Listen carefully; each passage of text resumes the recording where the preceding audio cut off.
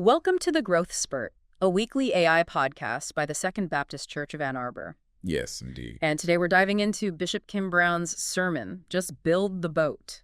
Oh, this is a good one. Oh, it really is. And, this message was shared for Pastor's Anniversary at Second Baptist Church and just offers a lot of really profound insights. Yeah, definitely. And, the sermon kind of starts from this, pivotal moment in Scripture, right? Genesis chapter 6, verse 13, where God gives Noah this really clear, significant directive. Yeah, that's right. God says to Noah, I have decided to destroy all living creatures. Make yourself an ark of cypress wood. Mm-hmm. It's that straightforward command, just build the boat, that I think really forms the crux of Bishop Brown's message. It really does. And the core idea that we're going to kind of unpack today revolves around this interesting aspect of the story, which is the element of time. Yes. Specifically, the duration of God's assignments as seen in Noah's experience and then in Bishop Brown's own reflections.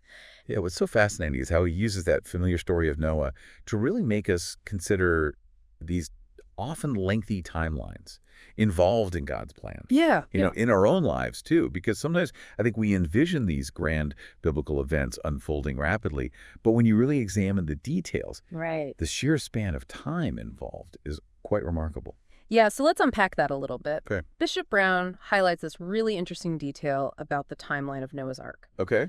He points out that if you consider the ages of Noah's sons when he began building and their ages when the ark was completed before the flood, it spans roughly 70 years. 70 years. 70 years. Whoa. Let that sink in for a moment. That's not a sprint. No. That's a marathon. It is. It represents this substantial portion of a human life dedicated to this single divinely ordained task. And as Bishop Brown emphasizes, during those 7 decades, Noah likely faced, persisting questions, skepticism, maybe even outright mockery. Yeah, can you imagine? Right. Trying to construct this massive vessel in a world that had never witnessed rain. Right. I mean, what kind of psychological fortitude would that require? Oh, absolutely. And just the perseverance. Totally. Or the faithfulness. Yeah, the faithfulness demanded of Noah. He continued to build year after year, even in the absence of any visible evidence of this coming flood. Yeah. And Bishop Brown draws this powerful parallel to his own journey in ministry, which I think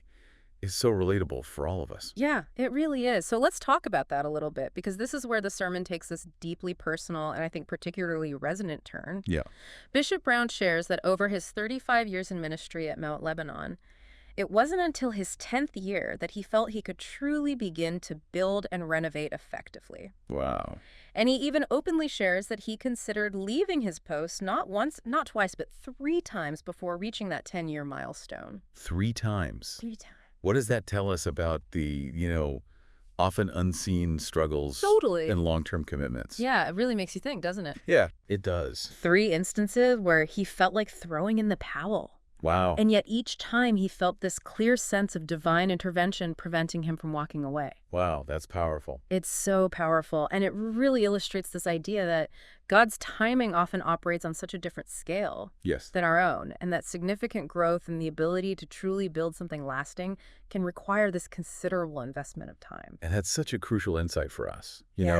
We live in this culture that often prioritizes instant results. We see these rapid success stories celebrated, and it can be so easy to become disheartened when our own endeavors, especially those we believe are aligned with a greater purpose, don't yield immediate fruit. Absolutely. So Bishop Brown's vulnerability in sharing his own near departures is like this potent reminder of the importance of respecting the often lengthy process of building. Yes, and he even shares this very human sentiment, like he jokes about observing other pastors seemingly experiencing more rapid growth, receiving what appeared to be greater opportunities. Well, he felt kind of stagnant in what he humorously describes as being in a cornfield in Chesapeake, Virginia, with 50 people and 3 people in Bible study. Yeah, I can relate to that feeling. Yeah, it's a feeling I think many of us can identify with in our own lives. Definitely. That sense of being overlooked or that progress is just agonizingly slow. Yeah, for sure. But what's so insightful is the lesson that Bishop Brown draws from that seemingly stagnant period. Right. He emphasizes that he couldn't build anything until year 10. Wow.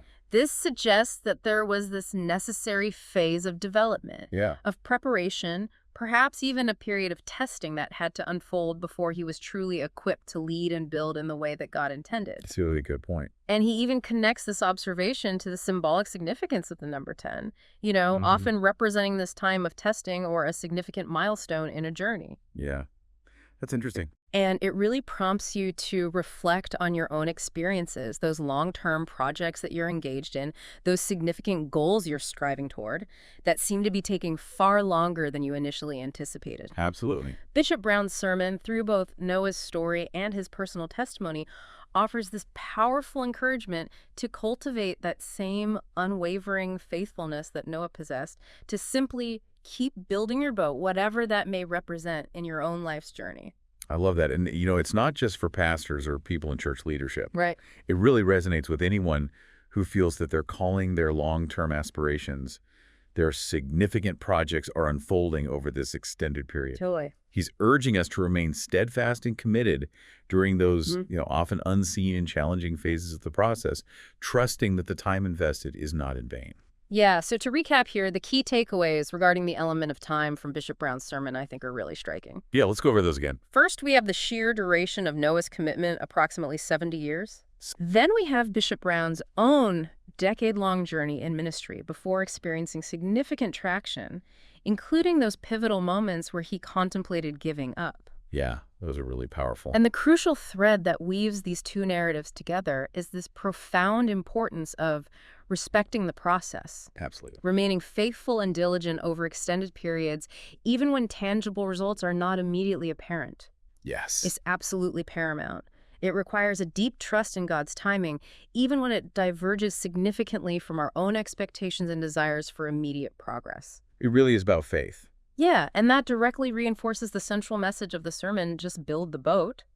Despite the seemingly insurmountable external circumstances, the absence of any prior experience with a global flood, the potential for ridicule and isolation, and yes, the extraordinarily long time frame involved, Right. Noah was called to unwavering obedience and faithfulness to the task at hand. That brings up a really interesting question for you, the listener. What boat are you building in your own life? What long-term project, what significant goal feels like it's taking an eternity to come to fruition? Right. Bishop Brown's message offers such a powerful dose of encouragement to persevere, to remain faithful to the process, and to trust that just as God had a plan and a timeline for Noah, he also has a plan and a timing for you, even if it looks different from what you might expect. That's good stuff. Yeah, it is. Well, go in peace, be blessed, and may the joy of Jesus be yours. And we'll see you next week. We'll see you next week.